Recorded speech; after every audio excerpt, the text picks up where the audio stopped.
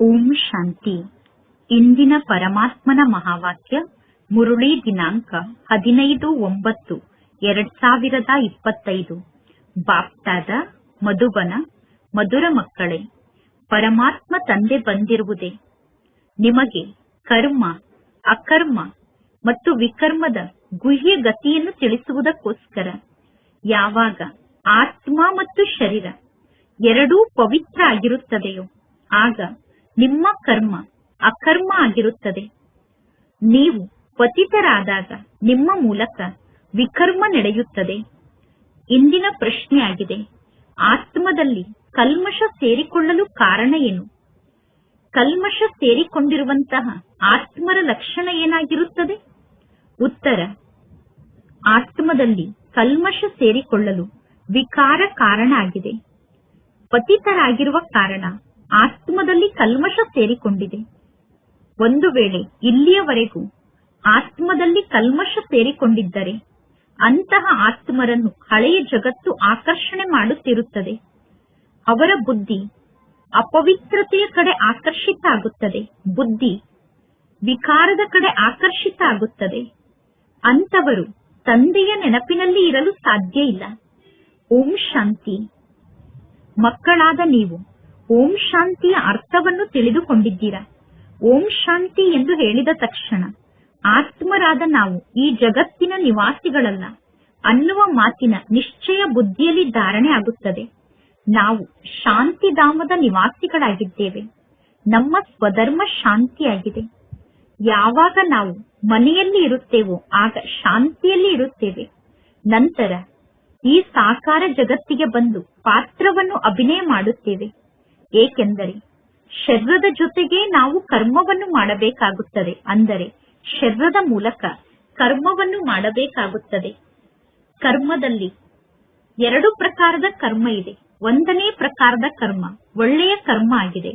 ಎರಡನೇ ಪ್ರಕಾರದ ಕರ್ಮ ಕೆಟ್ಟ ಕರ್ಮ ಆಗಿದೆ.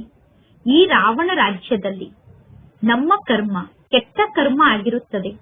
ರಾವಣ ರಾಜ್ಯದಲ್ಲಿ ಎಲ್ಲರ ಕರ್ಮ ವಿಕರ್ಮ ಆಗುತ್ತದೆ. ವಿಕರ್ಮವನ್ನು ಮಾಡದೇ ಇರುವಂತಹ ಒಬ್ಬ ಮನುಷ್ಯರು ರಾವಣ ರಾಜ್ಯದಲ್ಲಿ ಇಲ್ಲ. ಸಾಧು ಸಂತರು ಮುಂತಾದವರ ಮೂಲಕ ವಿಕರ್ಮ ನಡೆಯಲು ಸಾಧ್ಯ ಇಲ್ಲ ಎಂದು ಮನುಷ್ಯರು ತಿಳಿದುಕೊಂಡಿದ್ದಾರೆ. ಏಕೆಂದರೆ ಸನ್ಯಾಸಿಗಳು ಪವಿತ್ರರಾಗಿ ಇರುತ್ತಾರೆ ಎಂದು ಮನುಷ್ಯರು ತಿಳಿದುಕೊಂಡಿದ್ದಾರೆ. ಸನ್ಯಾಸಿಗಳು ಸನ್ಯಾಸವನ್ನು ಸ್ವೀಕಾರ ಮಾಡಿದ್ದಾರೆ. ಆದ್ದರಿಂದ ಅವರು ವಿಕರ್ಮವನ್ನು ಮಾಡುವುದಿಲ್ಲ ಎಂದು ಮನುಷ್ಯರು ತಿಳಿದುಕೊಂಡಿದ್ದಾರೆ. ವಾಸ್ತವದಲ್ಲಿ ಪವಿತ್ರರು ಎಂದು ಯಾರಿಗೆ ಕರೆಯಲಾಗುತ್ತದೆ ಅನ್ನುವುದೂ ಕೂಡ ಜಗತ್ತಿನ ಜನರಿಗೆ ಗೊತ್ತಿಲ್ಲ. ನಾವು ಪತಿತರಾಗಿದ್ದೇವೆ ಎಂದು ಹೇಳುತ್ತಾರೆ. ಪತಿತ ಪಾವನ ತಂದೆಯನ್ನು ಕೂಗಿ ಕರೆಯುತ್ತಾರೆ. ಎಲ್ಲಿಯವರೆಗೂ ಪರಮಾತ್ಮ ತಂದೆ ಬರುವುದಿಲ್ಲವೋ ಅಲ್ಲಿಯವರೆಗೂ ಈ ಜಗತ್ತು ಪಾವನ ಆಗಲು ಸಾಧ್ಯ ಇಲ್ಲ. ಈಗ ಇದು ಪತಿತ ಹಳೆಯ ಜಗತ್ತಾಗಿದೆ. ಆದ್ದರಿಂದ ಪಾವನ ಜಗತ್ತನ್ನು ನೆನಪು ಮಾಡುತ್ತಾರೆ. ಯಾವಾಗ ಪಾವನ ಜಗತ್ತಿಗೆ ಹೋಗುತ್ತೀರೋ ಆಗ ಪತಿತ ಜಗತ್ತನ್ನು ನೆನಪು ಮಾಡುವುದಿಲ್ಲ. ಪಾವನ ಜಗತ್ತೇ ಬೇರೆ ಆಗಿದೆ.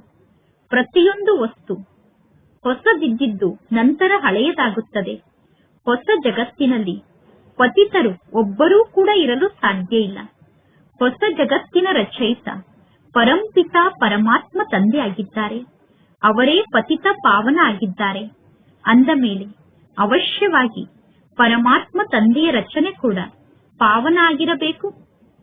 ಪತಿತರಿಂದ ಹೇಗೆ ಪಾವನರಾಗುತ್ತಾರೆ, ಪಾವನರಿಂದ ಪುನಃ ಹೇಗೆ ಪತಿತರಾಗುತ್ತಾರೆ ಅನ್ನುವ ಮಾತು ಜಗತ್ತಿನಲ್ಲಿ ಯಾರ ಬುದ್ಧಿಯಲ್ಲೂ ಕುಳಿತುಕೊಳ್ಳಲು ಸಾಧ್ಯ ಇಲ್ಲ.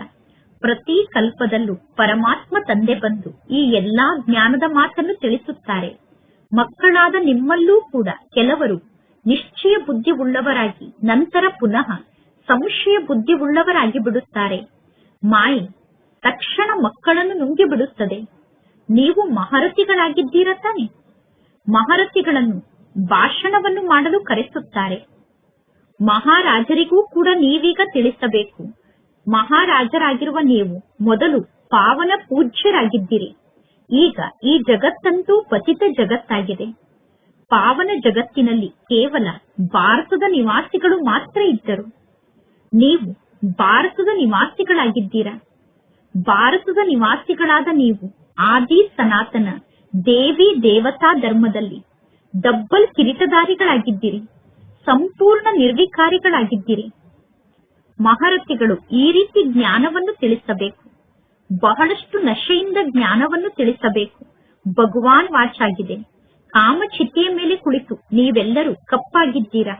ಈಗ ಪುನಃ ಜ್ಞಾನ ಚಿತೆಯ ಮೇಲೆ ಕುಳಿತರೆ ನೀವು ಸುಂದರರಾಗುತ್ತೀರಾ. ಈಗ ಯಾರು ಜ್ಞಾನವನ್ನು ತಿಳಿಸುತ್ತೀರೋ ಅವರು ಕಾಮಚಿತೆಯ ಮೇಲೆ ಕುಳಿತುಕೊಳ್ಳಲು ಸಾಧ್ಯ ಇಲ್ಲ. ಆದರೆ ಕೆಲವರು ಇಂಥವರು ಇದ್ದಾರೆ, ಅವರು ಅನ್ಯರಿಗೆ ಜ್ಞಾನವನ್ನು ತಿಳಿಸುತ್ತಾ ತಾವು ಸ್ವಯಂ ಕಾಮಚಿತೆಯ ಮೇಲೆ ಕುಳಿತುಕೊಂಡು ಬಿಡುತ್ತಾರೆ. ಇಂದು ಜ್ಞಾನವನ್ನು ತಿಳಿಸುತ್ತಾರೆ, ನಾಳೆ ಪುನಃ ಅವರೇ ವಿಕಾರಕ್ಕೆ ವಶಾಗಿ ಕೆಳಗಡೆ ಬೀಳುತ್ತಾರೆ. ಮಾಯೆ ಬಹಳಷ್ಟು ಶಕ್ತಿಶಾಲಿಯಾಗಿದೆ. ಮಾಯೆ ಎಷ್ಟು ಶಕ್ತಿಶಾಲಿಯಾಗಿದೆ ಅಂದರೆ ಆ ಮಾತನ್ನೇ ಕೇಳಬೇಡಿ. ಅನ್ಯರಿಗೆ ಜ್ಞಾನವನ್ನು ತಿಳಿಸುವಂತವರು ತಾವು ಸ್ವಯಂ ಕಾಮಚಿತೆಯ ಮೇಲೆ ಕುಳಿತುಕೊಳ್ಳುತ್ತಾರೆ. ನಂತರ ನನ್ನ ಮೂಲಕ ಎಂತಹ ಪಾಪದ ಕಾರ್ಯ ಆಯಿತು ಎಂದು ಪಶ್ಚಾತ್ತಾಪವನ್ನು ಪಡುತ್ತಾರೆ. ನಾನು ಎಂತಹ ಕಾರ್ಯವನ್ನು ಮಾಡಿದೆ ಎಂದು ನಂತರ ಪಶ್ಚಾತ್ತಾಪವನ್ನು ಪಡುತ್ತಾರೆ. ಏಕೆಂದರೆ ಇದು ಬಾಕ್ಸಿಂಗ್ ಆಗಿದೆ ತಾನೆ. ಸ್ತ್ರೀಯರನ್ನು ನೋಡುತ್ತಾರೆ, ನೋಡಿದ ತಕ್ಷಣ ಸ್ತ್ರೀಯರಿಗೆ ಆಕರ್ಷಿತ ಆಗಿ ಮುಖವನ್ನು ಕಪ್ಪು ಮಾಡಿಕೊಂಡು ಬಿಡುತ್ತಾರೆ. ಮಾಯೆ ಬಹಳಷ್ಟು ಶಕ್ತಿಶಾಲಿಯಾಗಿದೆ. ಪವಿತ್ರರಾಗಿ ಇರುತ್ತೇವೆ ಎಂದು ಪರಮಾತ್ಮ ತಂದೆಯ ಸಮ್ಮುಖದಲ್ಲಿ ಪ್ರತಿಜ್ಞೆಯನ್ನು ಮಾಡಿ ನಂತರ ಕೆಳಗಡೆ ಬಿದ್ದರೆ 100ಕ್ಕೆ 100 ಪಟ್ಟು ಶಿಕ್ಷೆ ಸಿಗುತ್ತದೆ. ಅವರು ಪುನಃ ಶೂದ್ರರ ಸಮಾನ ಪತಿತರಾಗಿ ಬಿಡುತ್ತಾರೆ. ಗಾಯನ ಕೂಡ ಇದೆ. ಅಮೃತವನ್ನು ಕುಡಿದು ಪುನಃ ಹೊರಗಡೆ ಜಗತ್ತಿಗೆ ಹೋಗಿ ಅನ್ಯರಿಗೆ ಕಾಟವನ್ನು ಕೊಡುತ್ತಿದ್ದರು ಎಂದು ಅಸುರರು ಅಮೃತವನ್ನು ಕುಡಿದು ಪುನಃ ಜಗತ್ತಿಗೆ ಹೋಗಿ ಅನ್ಯರಿಗೆ ಕಾಟವನ್ನು ಕೊಡುತ್ತಿದ್ದರು. ಎಲ್ಲಾ ಕಡೆ ಕೊಳಕನ್ನು ಹರಡುತ್ತಿದ್ದರು, ಅಂದರೆ ಎಲ್ಲಾ ಕಡೆ ಗಲೀಜನ್ನು ಮಾಡುತ್ತಿದ್ದರು ಎಂದು ಶಾಸ್ತ್ರದಲ್ಲಿ ಹೇಳುತ್ತಾರೆ. 2 ಕೈಗಳ ಮೂಲಕ ಚಪ್ಪಾಳೆಯನ್ನು ತಟ್ಟಲಾಗುತ್ತದೆ, ಒಂದು ಕೈಯ ಮೂಲಕ ಚಪ್ಪಾಳೆಯನ್ನು ತಟ್ಟಲು ಸಾಧ್ಯ ಇಲ್ಲ. ವಿಕಾರಕ್ಕೆ ವಶ ಆದಾಗ ಇಬ್ಬರೂ ಕೆಟ್ಟು ಹೋಗುತ್ತಾರೆ. ನಂತರ ಕೆಲವರು ಪರಮಾತ್ಮ ತಂದೆಗೆ ನಾನು ವಿಕಾರಕ್ಕೆ ವಶಾಗಿ ಕೆಳಗಡೆ ಬಿದ್ದೆ ಎಂದು ಸಮಾಚಾರವನ್ನು ತಿಳಿಸುತ್ತಾರೆ. ಕೆಲವರು ನಾಚಿಕೆಯ ಕಾರಣ ತಂದೆಗೆ ಸಮಾಚಾರವನ್ನೂ ಕೂಡ ತಿಳಿಸುವುದಿಲ್ಲ. ಬ್ರಾಹ್ಮಣ ಕುಲದ ಹೆಸರು ಹಾಳಾಗಬಾರದು ಎಂದು ಕೆಲವರು ವಿಚಾರವನ್ನು ಮಾಡುತ್ತಾರೆ. ನಾನು ವಿಕಾರಕ್ಕೆ ವಶ ಆಗಿರುವುದು ಗೊತ್ತಾದರೆ ಬ್ರಾಹ್ಮಣ ಕುಲದ ಹೆಸರು ಹಾಳಾಗುತ್ತದೆ ಎಂದು ಕೆಲವರು ವಿಚಾರವನ್ನು ಮಾಡುತ್ತಾರೆ. ಯುದ್ಧದಲ್ಲಿ ಯಾರಾದರೂ ಸೋತರೆ ಹಾಹಾಕಾರ ಆಗುತ್ತದೆ. ಅರೆ, ಇಷ್ಟು ದೊಡ್ಡ ಪಹಲ್ವಾನನ್ನೂ ಕೂಡ ಬೀಳಿಸಿ ಬಿಟ್ಟರು ಎಂದು ಎಲ್ಲರೂ ಹೇಳಲು ಪ್ರಾರಂಭ ಮಾಡುತ್ತಾರೆ. ಅದೇ ರೀತಿ ಇಲ್ಲಿ ಯಾರು ಬಹಳಷ್ಟು ಶಕ್ತಿಶಾಲಿಯಾಗಿದ್ದಾರೋ ಅವರು ಮಾಯೆಗೆ ವಶಾಗಿ ಕೆಳಗಡೆ ಬಿದ್ದರೆ ಇಂತಹ ಶಕ್ತಿಶಾಲಿ ಆತ್ಮರು ಹೇಗೆ ಕೆಳಗಡೆ ಬಿದ್ದರು ಎಂದು ವಿಚಾರವನ್ನು ಮಾಡುತ್ತಾರೆ. ಈ ರೀತಿ ಬಹಳಷ್ಟು ಆಕ್ಸಿಡೆಂಟ್ ನಡೆಯುತ್ತಿರುತ್ತದೆ, ಅಂದರೆ ಮಾಯೆಯ ಮೂಲಕ ಆಕ್ಸಿಡೆಂಟ್ ಆಗುತ್ತಿರುತ್ತದೆ. ಮಾಯೆ ಪೆಟ್ಟನ್ನು ಕೊಡುತ್ತದೆ. ಇದು ಬಹಳ ದೊಡ್ಡ ಗುರಿಯಾಗಿದೆ. ಈಗ ಪರಮಾತ್ಮ ತಂದೆ ಮಕ್ಕಳಾದ ನಿಮಗೆ ತಿಳಿಸುತ್ತಾರೆ, ಯಾರು ಸತೋ ಪ್ರಧಾನರಾಗಿದ್ದರು, ಸುಂದರರಾಗಿದ್ದರು, ಅವರೇ ಕಾಮಚಿತೆಯ ಮೇಲೆ ಕುಳಿತುಕೊಂಡು ಕಪ್ಪಾಗಿದ್ದಾರೆ, ತಮೋ ಪ್ರಧಾನರಾಗಿದ್ದಾರೆ. ರಾಮನನ್ನು ಕೂಡ ಕಪ್ಪು ರೂಪದಲ್ಲಿ ನಿರ್ಮಾಣ ಮಾಡುತ್ತಾರೆ. ಅನೇಕ ಚಿತ್ರಗಳನ್ನು ಕಪ್ಪು ರೂಪದಲ್ಲಿ ನಿರ್ಮಾಣ ಮಾಡುತ್ತಾರೆ. ಆದರೆ ಮುಖ್ಯ ಮಾತಿನ ಬಗ್ಗೆ ತಿಳಿಸಲಾಗುತ್ತದೆ. ಈಗ ಶ್ರೀರಾಮಚಂದ್ರನ ಕಪ್ಪು ರೂಪದ ಚಿತ್ರ ಕೂಡ ಇದೆ. ಅಂದ ಮೇಲೆ ಅವರನ್ನು ಕೇಳಬೇಕು, ರಾಮನನ್ನು ಏಕೆ ಕಪ್ಪು ರೂಪದಲ್ಲಿ ನಿರ್ಮಾಣ ಮಾಡಿದ್ದೀರಾ ಎಂದು. ಆಗ ಅವರು ಹೇಳುತ್ತಾರೆ, ಇದೆಲ್ಲ ಈಶ್ವರನ ಇಚ್ಛೆ ಎಂದು. ಈ ರೀತಿ ಕಪ್ಪು ಮೂರ್ತಿಯನ್ನು ನಿರ್ಮಾಣ ಮಾಡುವುದು ಬಹಳ ಸಮಯದಿಂದ ನಡೆಯುತ್ತಾ ಬಂದಿದೆ ಎಂದು ಹೇಳುತ್ತಾರೆ. ಆದರೆ ಏಕೆ ಆಯಿತು, ಏನಾಯಿತು ಅನ್ನುವ ಯಾವ ಮಾತಿನ ಬಗ್ಗೆಯೂ ಜನರಿಗೆ ಗೊತ್ತಿಲ್ಲ. ಈಗ ನಿಮಗೆ ಪರಮಾತ್ಮ ತಂದೆ ತಿಳಿಸುತ್ತಾರೆ, ಕಾಮಚಿತೆಯ ಮೇಲೆ ಕುಳಿತಿರುವ ಕಾರಣ ನೀವು ಪತಿತರಾಗಿದ್ದೀರಾ, ದುಃಖಿಗಳಾಗಿದ್ದೀರಾ, 1 ಪೈಸೆಗೂ ಬೆಲೆ ಇಲ್ಲದಂತವರಾಗಿದ್ದೀರಾ. ಸತ್ಯುಗ ನಿರ್ವಿಕಾರಿ ಜಗತ್ತಾಗಿದೆ, ಈ ಕಲಿಯುಗ ವಿಕಾರಿ ಜಗತ್ತಾಗಿದೆ. ಅಂದ ಮೇಲೆ ಈ ರೀತಿ ನೀವು ಜ್ಞಾನದ ಮಾತನ್ನು ತಿಳಿಸಬೇಕು. ಇವರು ಸೂರ್ಯವಂಶಿಗಳು, ಇವರು ಚಂದ್ರವಂಶಿಗಳು. ನಂತರ ಈ ರೀತಿ ವೈಶ್ಯವಂಶಿಗಳಾಗಲೇಬೇಕು. ವಾಮ ಮಾರ್ಗಕ್ಕೆ ಬಂದು ಪುನಃ ದೇವತೆಗಳು ಎಂದು ಹೇಳಿಸಿಕೊಳ್ಳಲು ಸಾಧ್ಯ ಇಲ್ಲ.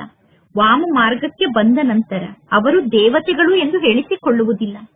ಜಗನ್ನಾಥನ ಮಂದಿರದಲ್ಲಿ ಮೇಲೆ ದೇವತೆಗಳ ಕುಲವನ್ನು ತೋರಿಸುತ್ತಾರೆ.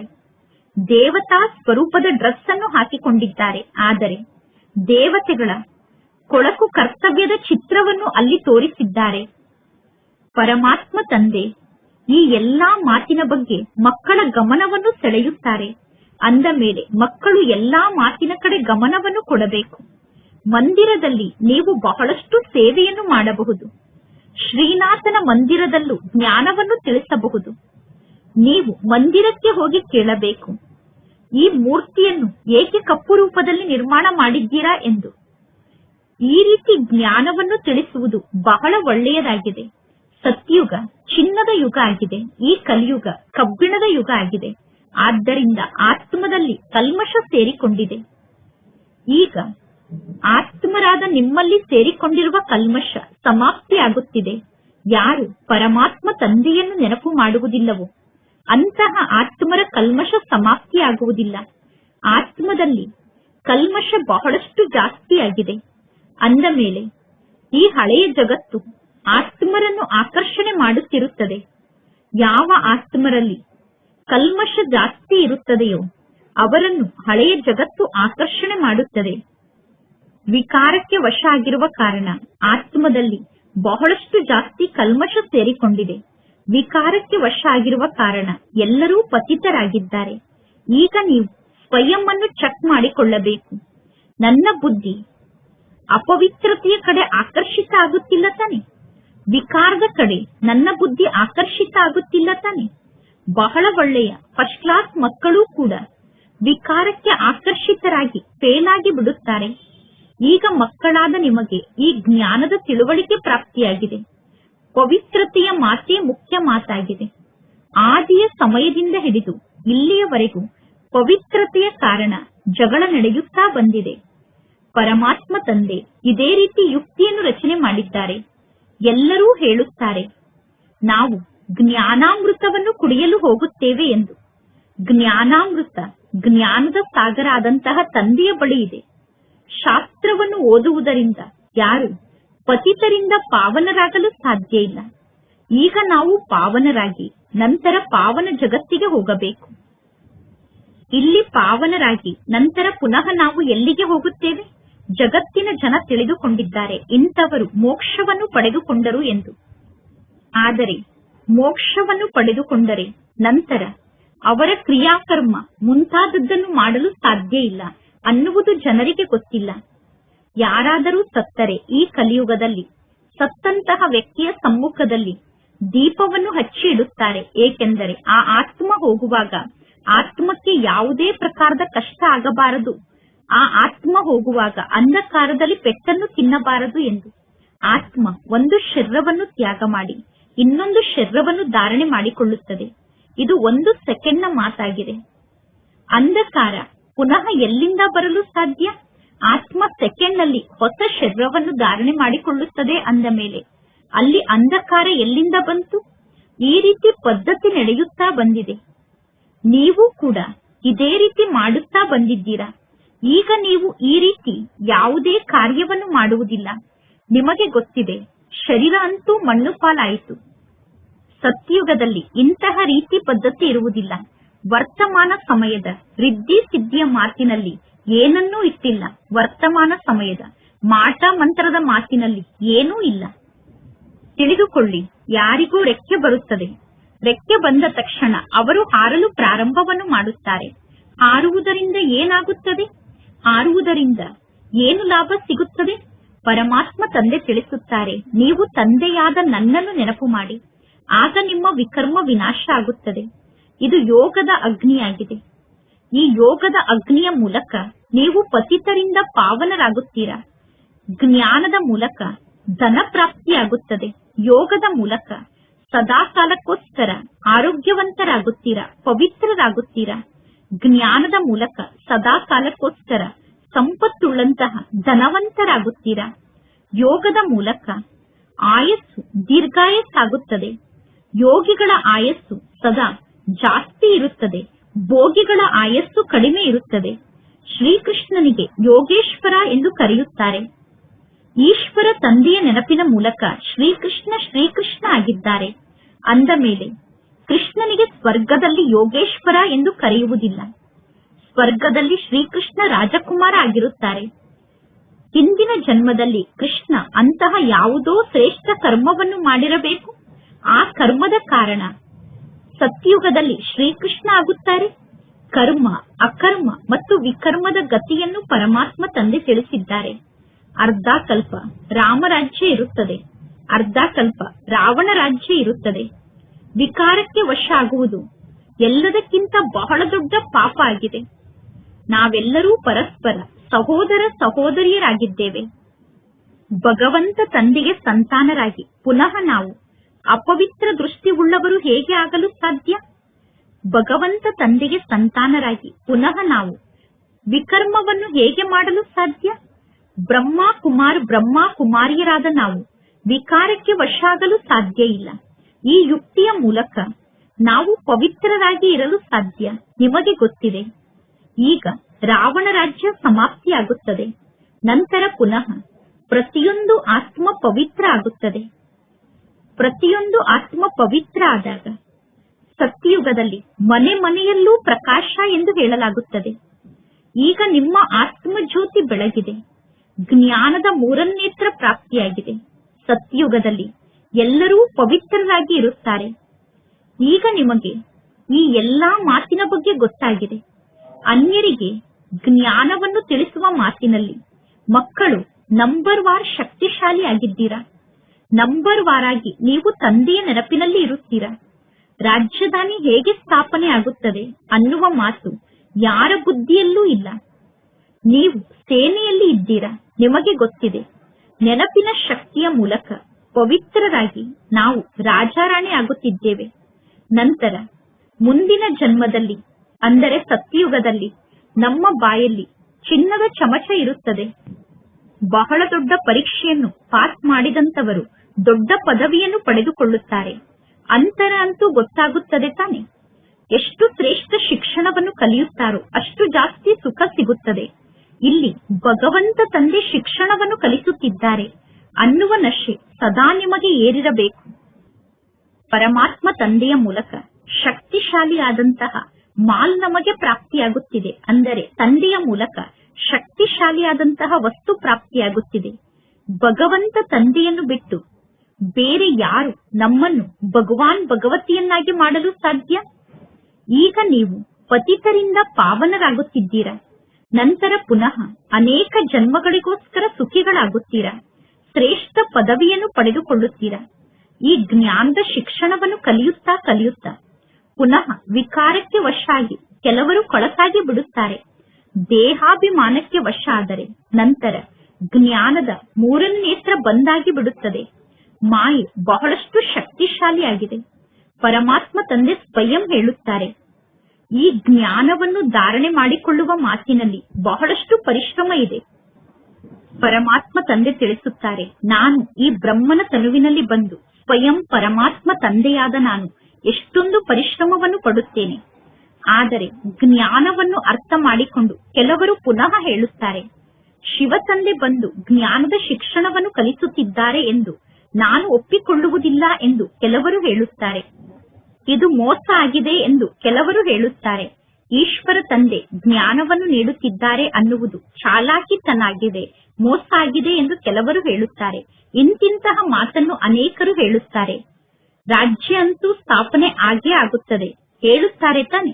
ಸತ್ಯದ ನೌಕೆ ಅಲುಗಾಡುತ್ತದೆ, ಆದರೆ ಸತ್ಯದ ನೌಕೆ ಮುಳುಗಲು ಸಾಧ್ಯ ಇಲ್ಲ. ಈ ಜ್ಞಾನ ಮಾರ್ಗದಲ್ಲಿ ಎಷ್ಟೊಂದು ವಿಘ್ನಗಳು ಬರುತ್ತದೆ. ಒಳ್ಳೆಯದು ಮಧುರಾತಿ ಮಧುರ ಅಗಲಿ ಹೋಗಿ ಮರಳಿ ಸಿಕ್ಕಿರುವಂತಹ ಕಣ್ಮಣಿಗಳು ಶ್ಯಾಮರಿಂದ ಸುಂದರರಾಗುತ್ತಿರುವಂತಹ ಆತ್ಮರಿಗೆ ಮಾತ್ಪಿತಾ ಬಾಪ್ತಾದರವರ ಮನಪೂರ್ವಕವಾದ ಪ್ರೀತಿಯ ಪ್ರೇಮದ ನೆನಪು, ಪ್ರೀತಿ ಮತ್ತು ಗುಡ್ ಮಾರ್ನಿಂಗ್. ಆತ್ಮಿಕ ಮಕ್ಕಳಿಗೆ ಆತ್ಮಿಕ ತಂದೆಯ ನಮಸ್ತೆ. ಆತ್ಮಿಕ ತಂದೆಗೆ ಆತ್ಮಿಕ ಮಕ್ಕಳ ನೆನಪು, ಪ್ರೀತಿ ಹಾಗೂ ನಮಸ್ತೆ ನಮಸ್ತೆ ನಮಸ್ತೆ. ಧಾರಣೆಗೋಸ್ಕರ ಮುಖ್ಯ ಸಾರ.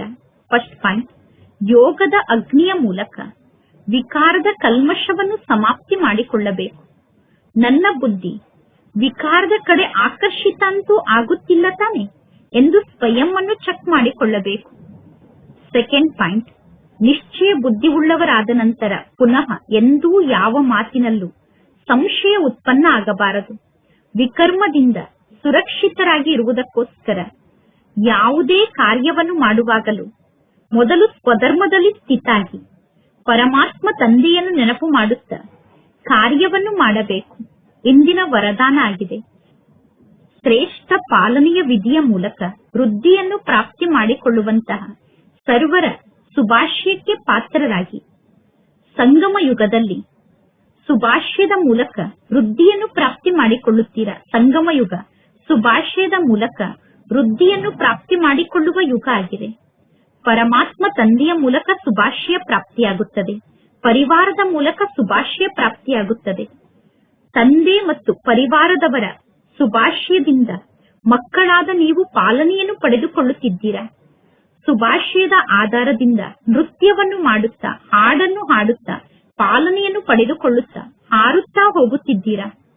ಈ ಪಾಲನೆ ಕೂಡ ಅದ್ಭುತವಾದ ಪಾಲನೆ ಆಗಿದೆ. ಅಂದ ಮೇಲೆ ಮಕ್ಕಳಾದ ನೀವು ದೊಡ್ಡ ಮನಸ್ಸುಳ್ಳವರಾಗಿ ದಯಾ ಭಾವನೆಯಿಂದ ದಾತ ಆಗಿ ಪ್ರತಿಕ್ಷಣ ಒಬ್ಬರು ಇನ್ನೊಬ್ಬರಿಗೆ ಬಹಳ ಒಳ್ಳೆಯದು, ಬಹಳ ಒಳ್ಳೆಯದು ಎಂದು ಹೇಳುತ್ತಾ ಸುಭಾಷ್ಯವನ್ನು ನೀಡುತ್ತಾ ಇರಿ. ಇದೇ ಪಾಲನೆಯನ್ನು ನೀಡುವಂತಹ ಶ್ರೇಷ್ಠ ವಿಧಿಯಾಗಿದೆ. ಈ ವಿಧಿಯ ಮೂಲಕ ಸರ್ವರಿಗೂ ಪಾಲನೆಯನ್ನು ನೀಡುತ್ತಾ ಇರಿ. ಆಗ ಸರ್ವರ ಸುಭಾಷ್ಯಕ್ಕೆ ಪಾತ್ರರಾಗುತ್ತೀರಾ. ಇಂದಿನ ಶ್ಲೋಗನ್ ಆಗಿದೆ, ನಿಮ್ಮ ಸ್ವಭಾವವನ್ನು ಸರಳ ಮಾಡಿಕೊಳ್ಳಿ. ಸಮಾಧಾನ ಸ್ವರೂಪರಾಗಲು ಇದೇ ಸಹಜ ವಿಧಿಯಾಗಿದೆ. ಒಳ್ಳೆಯದು. ಮಾತೇಶ್ವರಿ ಅವರ ಅಮೂಲ್ಯ ಮಹಾವಾಕ್ಯ. ಪುರುಷಾರ್ಥ ಮತ್ತು ಪದವಿಯ ಆಧಾರದಿಂದ ನಿರ್ಮಿತ ಆದಂತಹ ಅನಾದಿ ನಾಟಕ ಇದಾಗಿದೆ. ಮಾತೇಶ್ವರಿ ಅವರು ತಿಳಿಸುತ್ತಿದ್ದಾರೆ, ಪುರುಷಾರ್ಥ ಮತ್ತು ಪದವಿ ಅನ್ನುವ ಎರಡು ವಸ್ತು ಇದೆ. ಪುರುಷಾರ್ಥದ ಮೂಲಕ ಪದವಿ ಸಿಗುತ್ತದೆ. ಇದು ಅನಾದಿ ಸೃಷ್ಟಿ ಚಕ್ರ ಆಗಿದೆ. ಈ ಸೃಷ್ಟಿ ಚಕ್ರ ಸದಾ ತಿರುಗುತ್ತಿರುತ್ತದೆ. ಯಾರೆಲ್ಲ ಆದಿ ಸನಾತನ ಭಾರತದ ನಿವಾಸಿಗಳಾಗಿ ಪೂಜ್ಯ ಆತ್ಮರಾಗಿದ್ದರೋ ಅವರೇ ಪುನಃ ಪೂಜಾರಿಗಳಾಗಿದ್ದಾರೆ. ಪುನಃ ಪೂಜಾರಿಗಳಿಂದ ಪೂಜ್ಯರಾಗುವುದಕ್ಕೋಸ್ಕರ ಪುರುಷಾರ್ಥವನ್ನು ಮಾಡುತ್ತಿದ್ದಾರೆ. ಅಂದರೆ ಅದೇ ಪೂಜಾರಿಗಳೇ ಪುರುಷಾರ್ಥವನ್ನು ಮಾಡಿ ಪೂಜ್ಯರಾಗುತ್ತಾರೆ. ಏರುವುದು ಮತ್ತು ಇಳಿಯುವುದು ಇದು ಅನಾದಿ ನಾಟಕದ ಆಟದಲ್ಲಿ ಫಿಕ್ಸ್ ಆಗಿದೆ. ವಿದ್ಯಾರ್ಥಿ ಮಾತೇಶ್ವರಿ ಅವರನ್ನು ಕೇಳುತ್ತಿದ್ದಾರೆ, ಮಾತೇಶ್ವರಿ ಅವರೇ, ನನ್ನ ಮನಸ್ಸಿನಲ್ಲಿ ಪ್ರಶ್ನೆ ಉತ್ಪನ್ನ ಆಗುತ್ತಿದೆ.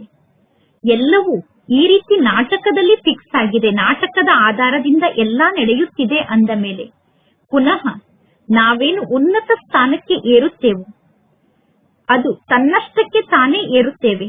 ಅಂದ ಮೇಲೆ ಪುರುಷಾರ್ಥವನ್ನು ಮಾಡುವುದರಿಂದ ಪುನಃ ಏನು ಲಾಭ ಸಿಕ್ಕಿತು? ಯಾರು ಮೇಲೆ ಏರುತ್ತಾರೋ ಪುನಃ ಅವರು ಕೆಳಗಡೆ ಬೀಳುತ್ತಾರೆ. ಅಂದ ಮೇಲೆ ಪುನಃ ನಾವು ಇಷ್ಟೊಂದು ಪುರುಷಾರ್ಥವನ್ನು ಏಕೆ ಮಾಡಬೇಕು? ಮಾತೇಶ್ವರಿ ಅವರೇ, ನೀವು ಹೇಳುತ್ತೀರಾ ಈ ನಾಟಕ ಪುನಃ ಇದೇ ರೀತಿ ಪುನರಾವರ್ತನೆ ಆಗುತ್ತದೆ ಎಂದು. ಅಂದ ಮೇಲೆ ಸರ್ವಶಕ್ತಿವಂತ ಪರಮಾತ್ಮ ತಂದೆ ಸದಾ ಇದೇ ರೀತಿ ನಡೆಯುತ್ತಿರುವಂತಹ ಆಟವನ್ನು ನೋಡಿ ಸ್ವಯಂ ಎಂದೂ ಸುಸ್ತಾಗುವುದಿಲ್ಲ ಏನು? ಹೇಗೆ 4 ಋತುಗಳಲ್ಲಿ ಚಳಿ ಮತ್ತು ಬಿಸಿಲಿಗೆ ಅಂತರ ಇದೆ. ಅಂದ ಮೇಲೆ ಈ ಆಟದಲ್ಲಿ ಸ್ವಲ್ಪ ಕೂಡ ಅಂತರ ಆಗದೇ ಇರಲು ಹೇಗೆ ಸಾಧ್ಯ ಎಂದು ವಿದ್ಯಾರ್ಥಿ ಪ್ರಶ್ನೆಯನ್ನು ಕೇಳುತ್ತಿದ್ದಾರೆ. ಮಾತೇಶ್ವರಿ ಅವರು ಉತ್ತರವನ್ನು ನೀಡುತ್ತಿದ್ದಾರೆ. ಇದೇ ಈ ನಾಟಕದ ವಿಶೇಷತೆಯಾಗಿದೆ. ಈ ನಾಟಕ ಪುನಃ ಇದೇ ರೀತಿ ಪರಿವರ್ತನೆ ಆಗುತ್ತದೆ ಮತ್ತು ಈ ನಾಟಕದಲ್ಲಿ ಇನ್ನೂ ಅನೇಕ ವಿಶೇಷತೆಗಳಿದೆ. ಈ ನಾಟಕ ಪುನರಾವರ್ತನೆ ಆಗುತ್ತಿದ್ದರೂ ಕೂಡ ಈ ನಾಟಕ ಪ್ರತಿನಿತ್ಯ ಹೊಸ ನಾಟಕ ಎಂದು ಅನುಭವ ಆಗುತ್ತದೆ. ಅಂದ ಮೇಲೆ ಮೊದಲು ನಮಗೆ ಈ ಶಿಕ್ಷಣ ಪ್ರಾಪ್ತಿಯಾಗಿರಲಿಲ್ಲ. ಮೊದಲು ಈ ಶಿಕ್ಷಣ ನಮಗೆ ಗೊತ್ತಿರಲಿಲ್ಲ. ಆದರೆ ಯಾವಾಗ ಜ್ಞಾನ ಪ್ರಾಪ್ತಿಯಾಯಿತು ಆಗ ಸೆಕೆಂಡಿಗೂ ಈ ನಾಟಕ ಹೇಗೆ ನಡೆಯುತ್ತದೆ ಅನ್ನುವುದು ಗೊತ್ತಾಯಿತು. ಕಲ್ಪದ ಮೊದಲಿನಂತೆ ಪುನಃ ಈಗ ಈ ನಾಟಕ ನಡೆಯುತ್ತದೆ. ಆದರೆ ಸಾಕ್ಷಿಯಾಗಿ ಈ ನಾಟಕವನ್ನು ನೀವು ನೋಡುತ್ತೀರಾ. ಸಾಕ್ಷಿಯಾಗಿ ನಾಟಕವನ್ನು ನೋಡುವ ಕಾರಣ ಈ ನಾಟಕ ನಿತ್ಯ ಹೊಸ ನಾಟಕ ಎಂದು ಅನುಭವ ಆಗುತ್ತದೆ. ಈಗ ಸುಖ ಮತ್ತು ದುಃಖ ಎರಡರ ಪರಿಚಯ ನಮಗೆ ಸಿಕ್ಕಿದೆ. ಆದ್ದರಿಂದ ಎಂದೂ ಈ ರೀತಿ ತಿಳಿದುಕೊಳ್ಳಬೇಡಿ, ನಾನು ಅವಶ್ಯವಾಗಿ ಫೇಲ್ ಆಗಲೇಬೇಕು ಅಂದ ಮೇಲೆ ನಾನೇಕೆ ಶಿಕ್ಷಣವನ್ನು ಕಲಿಯಬೇಕು ಎಂದು ವಿಚಾರವನ್ನು ಮಾಡಬೇಡಿ. ಇಲ್ಲ, ನಾನೇಕೆ ಪುರುಷಾರ್ಥವನ್ನು ಮಾಡಬೇಕು ಎಂದು ನೀವು ಪುನಃ ವಿಚಾರ ಮಾಡಿದರೆ ನೀವು ಈ ರೀತಿ ತಿಳಿದುಕೊಳ್ಳಬೇಕಾಗುತ್ತದೆ. ಊಟ ತನ್ನಷ್ಟಕ್ಕೆ ತಾನೇ ಸಿಗುತ್ತದೆ ಅಂದ ಮೇಲೆ ಸಂಪಾದನೆಯನ್ನು ಮಾಡಲು ಇಷ್ಟೊಂದು ಪರಿಶ್ರಮವನ್ನು ಏಕೆ ಪಡುತ್ತೀರಾ ಎಂದು ತಂದೆ ಕೇಳುತ್ತಾರೆ. ಈಗ ನಾವೆಲ್ಲರೂ ನೋಡುತ್ತಿದ್ದೇವೆ, ಈಗ ಏರುವ ಕಲೆಯ ಸಮಯ ಬಂದಿದೆ. ಈಗ ಅದೇ ದೇವತಾ ಧರ್ಮ ಸ್ಥಾಪನೆ ಆಗುತ್ತಿದೆ ಅಂದ ಮೇಲೆ ನಾವು ಈಗಲೇ ಏಕೆ ಆ ಸುಖವನ್ನು ಪಡೆದುಕೊಳ್ಳಬಾರದು? ಹೇಗೆ ನೋಡಿ, ಯಾರಾದರೂ ಜಡ್ಜ್ ಆಗಬೇಕು ಎಂದು ಬಯಸಿದರೆ ಜಡ್ಜ್ ಆಗಲು ಅವರು ಪುರುಷಾರ್ಥವನ್ನು ಮಾಡುತ್ತಾರೆ. ಪುರುಷಾರ್ಥವನ್ನು ಮಾಡಿದ ನಂತರ ಅವರು ಆ ಡಿಗ್ರಿಯನ್ನು ಪ್ರಾಪ್ತಿ ಮಾಡಿಕೊಳ್ಳುತ್ತಾರೆ. ಒಂದು ವೇಳೆ ಪುರುಷಾರ್ಥವನ್ನು ಮಾಡಿದ ನಂತರ ಪರೀಕ್ಷೆಯಲ್ಲಿ ಅವರು ಫೇಲ್ ಆದರೆ ಅವರ ಅಲ್ಲಿಯವರೆಗಿನ ಪರಿಶ್ರಮ ವ್ಯರ್ಥ ಆಗಿ ಬಿಡುತ್ತದೆ. ಆದರೆ ಇದು ಅವಿನಾಶಿ ಜ್ಞಾನ ಆಗಿದೆ. ಈ ಅವಿನಾಶಿ ಜ್ಞಾನದಲ್ಲಿ ಏನೂ ವ್ಯರ್ಥ ಆಗುವುದಿಲ್ಲ.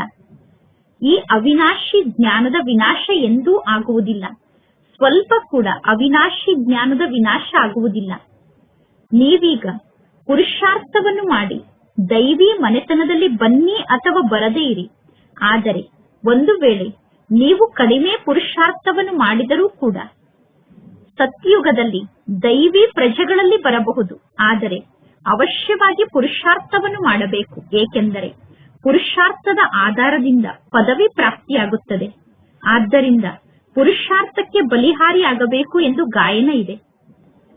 ಸೆಕೆಂಡ್ ಪಾಯಿಂಟ್, ಈ ಈಶ್ವರೀಯ ಜ್ಞಾನ ಸರ್ವ ಮನುಷ್ಯಾತ್ಮರಿಗೋಸ್ಕರ ಆಗಿದೆ. ಮೊಟ್ಟ ಮೊದಲನೆಯದಾಗಿ ಈ ಮೊದಲನೇ ಮುಖ್ಯ ಜ್ಞಾನದ ಮಾತನ್ನು ಅವಶ್ಯವಾಗಿ ಬುದ್ಧಿಯಲ್ಲಿ ಧಾರಣೆ ಮಾಡಿಕೊಂಡು ಈ ವಿಚಾರದ ಬಗ್ಗೆ ನೀವು ಚಿಂತನೆಯನ್ನು ಮಾಡಬೇಕು. ಈ ಮನುಷ್ಯ ಸೃಷ್ಟಿ ಅನ್ನುವ ವೃಕ್ಷಕ್ಕೆ ಬೀಜರೂಪ ಪರಮಾತ್ಮ ತಂದೆಯಾಗಿದ್ದಾರೆ ಅಂದ ಮೇಲೆ ಆ ಪರಮಾತ್ಮ ತಂದೆಯ ಮೂಲಕ ಎಷ್ಟೆಲ್ಲಾ ಜ್ಞಾನ ಪ್ರಾಪ್ತಿಯಾಗುತ್ತಿದೆಯೋ ಆ ಜ್ಞಾನ ಅವಶ್ಯವಾಗಿ ಸರ್ವ ಮನುಷ್ಯಾತ್ಮರಿಗೋಸ್ಕರ ಆಗಿದೆ. ಎಲ್ಲಾ ಧರ್ಮದವರಿಗೂ ಕೂಡ ಈ ಜ್ಞಾನ ಸಿಗಬೇಕು. ಈ ಜ್ಞಾನವನ್ನು ಪಡೆದುಕೊಳ್ಳಲು ಎಲ್ಲಾ ಧರ್ಮದ ಆತ್ಮರಿಗೂ ಅಧಿಕಾರ ಇದೆ. ಬಲೆ ಪ್ರತಿಯೊಂದು ಧರ್ಮದ ಜ್ಞಾನ ಬೇರೆ ಬೇರೆ ಆಗಿದೆ. ಪ್ರತಿಯೊಬ್ಬರ ಶಾಸ್ತ್ರ ಬೇರೆ ಬೇರೆ ಆಗಿದೆ. ಪ್ರತಿಯೊಬ್ಬರ ಮತ ಬೇರೆ ಬೇರೆ ಆಗಿದೆ. ಪ್ರತಿಯೊಬ್ಬರ ಸಂಸ್ಕಾರ ಬೇರೆ ಬೇರೆ ಆಗಿದೆ. ಆದರೆ ಈ ಜ್ಞಾನ ಎಲ್ಲರಿಗೋಸ್ಕರ ಆಗಿದೆ.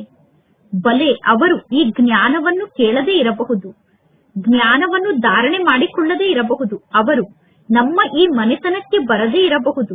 ಆದರೆ ಸರ್ವರಿಗೂ ತಂದೆ ಪರಮಾತ್ಮ ಆಗಿರುವ ಕಾರಣ ಆ ಪರಮಾತ್ಮ ತಂದೆಯ ಜೊತೆಗೆ ಯೋಗವನ್ನು ಜೋಡಣೆ ಮಾಡಿ ಪುನಃ ಅವರು ಅವಶ್ಯವಾಗಿ ಪವಿತ್ರರಾಗುತ್ತಾರೆ.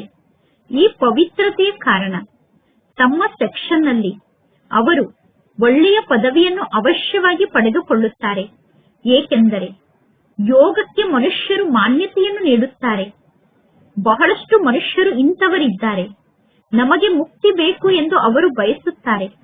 ಒಂದು ವೇಳೆ ಶಿಕ್ಷೆಯಿಂದ ಮುಕ್ತ ಆಗಬೇಕು ಎಂದು ಬಯಸಿದರೆ ಯೋಗದ ಮೂಲಕ ಅಂತಹ ಶಕ್ತಿ ನಮಗೆ ಪ್ರಾಪ್ತಿಯಾಗುತ್ತದೆ. ಒಳ್ಳೆಯದು, ಇಂದಿನ ಅವ್ಯಕ್ತ ಸೂಚನೆಯಾಗಿದೆ. ಈಗ ಆಸಕ್ತಿಯ ಅಗ್ನಿಯನ್ನು ಪ್ರಜ್ವಲಿತಗೊಳಿಸಿಕೊಂಡು ಯೋಗವನ್ನು ಜ್ವಾಲಾರೂಪದ ಯೋಗವನ್ನಾಗಿ ಮಾಡಿಕೊಳ್ಳಿ. ಈಗ ಮಕ್ಕಳ ಬಳಿ ಪವಿತ್ರತೆಯ ಮಹಾನ್ ಶಕ್ತಿ ಏನಿದೆ, ಆ ಶ್ರೇಷ್ಠ ಶಕ್ತಿಯೇ ಅಗ್ನಿಯ ರೂಪದಲ್ಲಿ ಕಾರ್ಯವನ್ನು ಮಾಡುತ್ತದೆ. ಆ ಅಗ್ನಿ ಸೆಕೆಂಡ್ನಲ್ಲಿ ಇಡೀ ವಿಶ್ವದ ಕೊಳಕನ್ನು ಭಸ್ಮ ಮಾಡಲು ಸಾಧ್ಯ. ಯಾವಾಗ ಆತ್ಮ ಪವಿತ್ರತೆಯ ಸಂಪೂರ್ಣ ಸ್ಥಿತಿಯಲ್ಲಿ ಸ್ಥಿತ ಆಗುತ್ತದೆಯೋ ಆಗ ಆ ಸ್ಥಿತಿಯ ಮೂಲಕ ಶ್ರೇಷ್ಠ ಸಂಕಲ್ಪದ ಆಸಕ್ತಿಯ ಅಗ್ನಿ ಪ್ರಜ್ವಲಿತ ಆಗುತ್ತದೆ.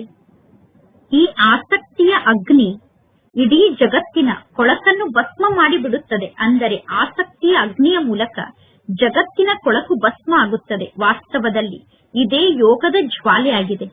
ಈಗ ಮಕ್ಕಳಾದ ನೀವು ನಿಮ್ಮ ಈ ಶ್ರೇಷ್ಠ ಶಕ್ತಿಯನ್ನು ಕಾರ್ಯದಲ್ಲಿ ತೊಡಗಿಸಿ. ಒಳ್ಳೆಯದು. ಓಂ ಶಾಂತಿ.